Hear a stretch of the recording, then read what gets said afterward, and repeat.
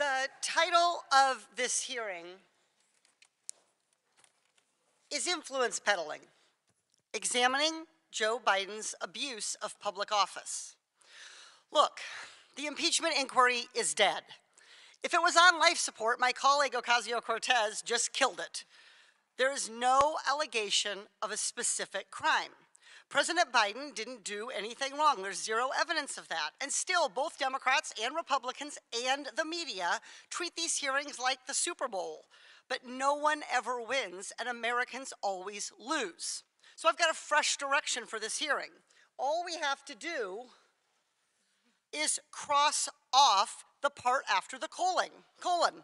There, just influence peddling. We should have a policy discussion about how to stop government officials from using their positions to get money or favors. Now that is a real hearing, one that nearly every American, regardless of party, wants us to hold. We could start by talking about how senior executive branch officials can leave public service, wait just 1 year, and then legally become lobbyists for big corporations, scoring their new employers profitable government contracts and favorable regulations. They can even be paid by the big corporations during that short 1 year, while they are waiting to become lobbyists as a down payment for their future ability to peddle influence. That's wrong.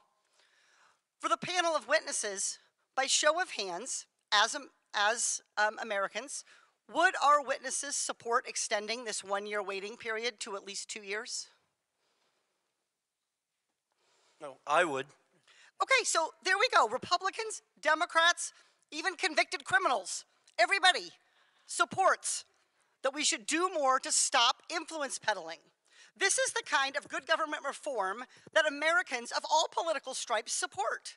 And I should know, in 2022, I passed that exact reform as an amendment to the National Defense Authorization Act with a bipartisan majority vote. What happened to that amendment? Why didn't it become law? The answer is simple. Nearly 500 former members of Congress worked for lobbying firms. And too many people around here want to follow in their footsteps, and so don't want to make it harder for government officials to become lobbyists. Ultimately, Democratic leadership under then Speaker Nancy Pelosi let the amendment get stripped out of the final bill. When I offered up the amendment again during this Congress, Republican leadership under then Speaker Kevin McCarthy never even put the amendment up for a vote.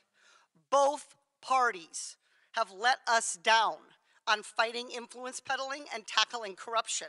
But I'm hopeful we can begin a new approach in this very committee.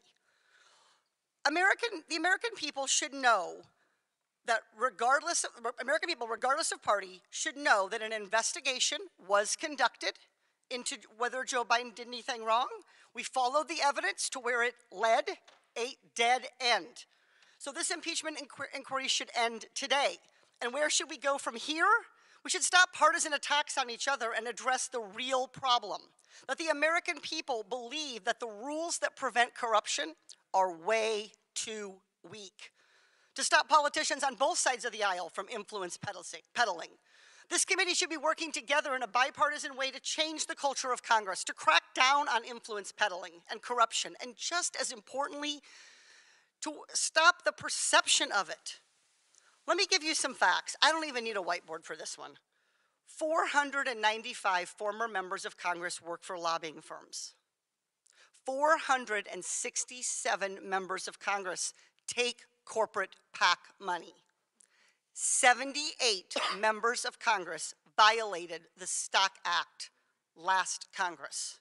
Clearly, we have our work cut out for us. So let's start the conversation today on what a bipartisan ethics reform package could look like.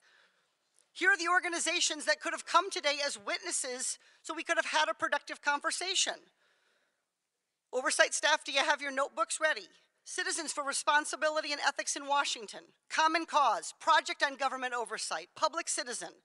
With the right witnesses and the commitment to doing what the American people want, this committee can have a real conversation about the problem of influence peddling. And we can pass legislation to create badly needed ethics guardrails. That would be real work, not a real circus. I yield back.